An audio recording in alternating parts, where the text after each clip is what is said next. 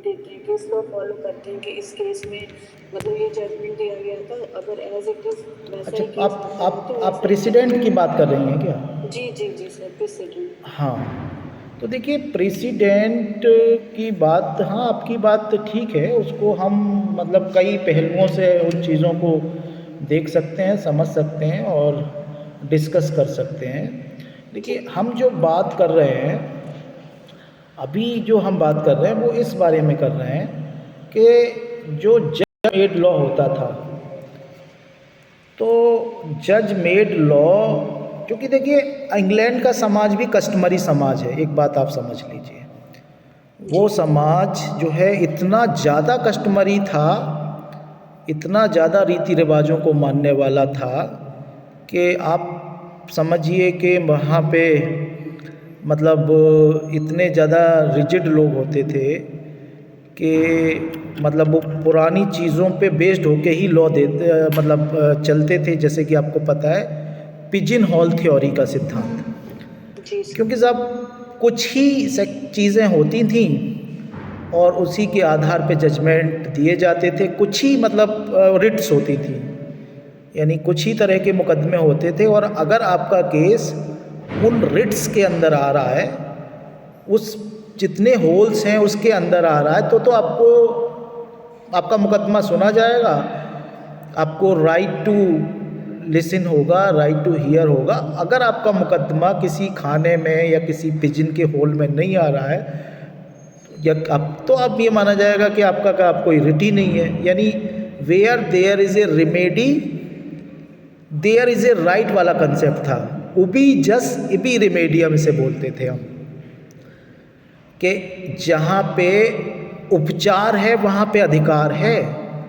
अगर कोई रिट नहीं है तो आपके साथ कितना भी बड़ा अन्याय हुआ है, भाई हमारे पास उपचार नहीं है, हम कुछ नहीं कर पाएंगे। जज मना कर देते थे कि भाई इस तरह का तो कोई रिट ही नहीं है, 5 तरह की रिट हैं, अगर ये 5 तरह की रिट में आपका केस आ रहा है तो सीधे हमारे पास आओ कोर्ट, अदरवाइज़ हमारे पास मत आओ, हम कुछ नहीं कर सकते, चाहे कितना बड़ा अन्याय आपके साथ हो गया। इस तरह का कंसेप्ट चलता था, आपको पता है। जी सर। ठीक है, अब देखिए ये जो कंसेप्ट बदला बाद में क्या कंसेप्ट आया, where there is a right there is a remedy. ठीक है ना, अगर आपका अधिकार है तो रिमेडी उपचार। मिलेगी, उपचार मिलेगा। उपचार ये कह के आप नहीं अपना टाल सकते हैं कि साहब हम क्या करें, इस तरह की कोई रिट ही नहीं है। 5 तरह की रिट हैं या 10 तरह की रिट हैं, उसके अंदर आपका केस आ रहा है, चाहे नेग्लिजेंस में आ जाए, डिफेमेशन में आ जाए, या बैटरी में आ जाए, असॉल्ट में आ जाए, और 4-6 तरह के जो टॉर्ट हैं उसमें आ जाए तो ठीक है, नहीं तो हम कोई उपचार नहीं देंगे। आपको पता एशपे वर्सेस वाइट का केस आया। ठीक है, एशपे वर्सेस वाइट के केस में क्या हुआ कि भाई उसने वोट नहीं दिया, उसको वोट देने का अधिकार था और उसी का कैंडिडेट जीत गया जिसको वो वोट देना चाहता था। लेकिन उसने ये कहा कि साहब मुझे वोट देने का तो अधिकार था, आप कैसे मना कर सकते हो। भले ही नुकसान ना हुआ हो बट मेरा अधिकार हुआ, अधिकारों का हाँ हाँ, हनन ना हुआ। चाहे कोई मेरा रत्ती भर का भी नुकसान नहीं हुआ, लेकिन जी अधिकार सर। है तो आपको उपचार देना पड़ेगा। और where there is a right there is remedy, आप ये कह के पीछे नहीं छोड़े तुम्हारा क्या नुकसान हुआ, छोड़ो भाई, अगर अधिकार है तो उपचार देना पड़ेगा। इस तरह का कंसेप्ट आया तो उबी जस इबी रिमेडियम से इबी जस उबी रिमेडियम हो गया। और जब ये हुआ तो आपको पता है कि वो जो कस्टमरी समाज था वो धीरे धीरे बदला।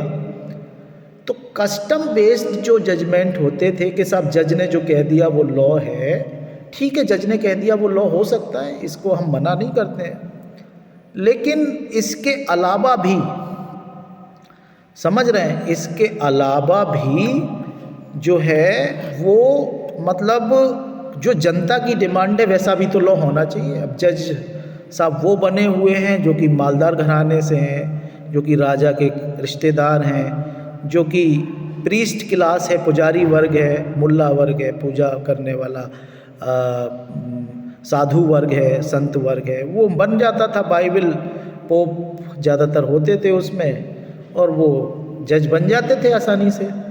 तो तो कहा कि नहीं साहब, ये कैसे हो जाएगा कि केवल एक तरह के लोग ही जज बन जाएं, जनता की भी तो आवाज़ हो, जनता को कौन सुन रहा है। क्योंकि राजा और प्रजा का कंसेप्ट होता था, आपको पता है, एक राजा था, दूसरी प्रजा थी। प्रजा को क्या कोई अधिकार मिलेंगे? प्रजा तो राजा की बात माननी पड़ेगी, राजा का कहा लॉ होगा, क्योंकि king can do no wrong वाला कंसेप्ट चलता था। साहब राजा कोई गलती नहीं करता है, राजा कैसे गलती कर देगा?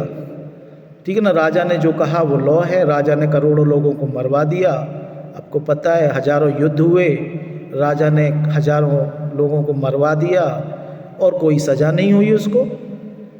तो भाई ये क्या मजाक बना रखा है मानवता का कि साहब एक ताकतवर इंसान है और उसकी सनक के हिसाब से दुनिया चल रही है। तो रूल ऑफ लॉ आया, जनता की आवाज़ उठी, लोकतंत्र आया, इक्वलिटी, फैटर्निटी और फ्रीडम के नारे आए कि साहब राजा के शिकंजे में क्यों रहे जनता, उसको भी तो कुदरत ने बनाया है, वो भी तो बराबर है, वो भी तो इंसान है। राजा अगर एक इंसान है तो जनता भी तो एक इंसान है। तो ये थोड़ी है कि ताकतवर आदमी की ही बात सुनी जाएगी, कमज़ोर आदमी की भी बात सुन लो। तो ये कंसेप्ट चेंज हुए और फिर जनता को लॉ बनाने का पार्लियामेंट में बैठ के अधिकार मिला।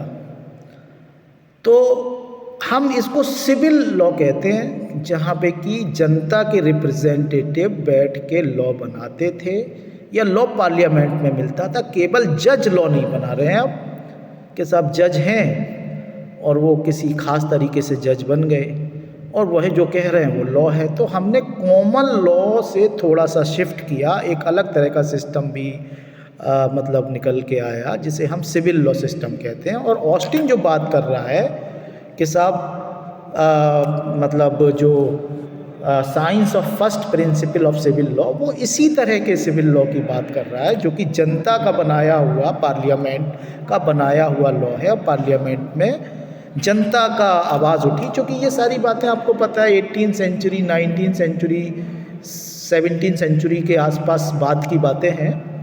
तो उस टाइम पर फिर आपको पता है बहुत सारी क्रांतियाँ हुई, चाहे फ्रेंच की क्रांति हो, अमेरिका की क्रांति हो, और जनता की आवाज़ निकल के आई कि भाई ऐसा क्या है, ताकतवर कुछ लोग हैं, कुछ जमींदार हैं, कुछ मठाधीश हैं, कुछ पुजारी क्लास हैं, कुछ राजा हैं। जनता की तो कोई औकात ही नहीं है, उसे तो खरीदो और बेचो। ठीक है ना, इंसानों को बेचा जाता था, स्लेवरी चलती थी। अमेरिका में बहुत लंबे समय तक, आज़ादी के बाद भी चलती रही। अब्राहम लिंकन ने उसको ख़त्म किया। हालांकि लोगों को वायदा किया गया था कि अगर आज़ादी मिल जाती है तो हम इसको ख़त्म करेंगे, लेकिन लोगों को धोखा मिला। बहुत लंबे समय तक वहाँ पे दास प्रथा चलती रही। तो इंसान की क्या कीमत है, इंसान को बेच दो। अभी रिसेंटली मतलब मध्य प्रदेश से अभी मैं BBC का वो देख रहा था, तो 19,000 औरतें गायब हुई हैं। समझ रहे हैं, लड़कियां गायब हुई हैं, कहाँ गई? आज का आधार के ज़माने में उनका कोई मतलब पता तो होगा कि भाई यहाँ पे हैं, वहाँ पे हैं। काफी टाइम से मिसिंग चलती है सर। सॉरी, वो सर काफी टाइम से मिसिंग चल रही है, लास्ट ईयर से ही चल रही है सर वो मिसिंग। हाँ, तो कितना बड़ा था, तो इंसान की कोई वैल्यू तो होनी चाहिए। मैं कह रहा हूँ कि जो सिस्टम ताकतवर लोगों का चलता था, वो सिस्टम मतलब तो 200 साल पहले हमने जो जनतंत्र या लोकतंत्र आया उसमें ख़त्म किया।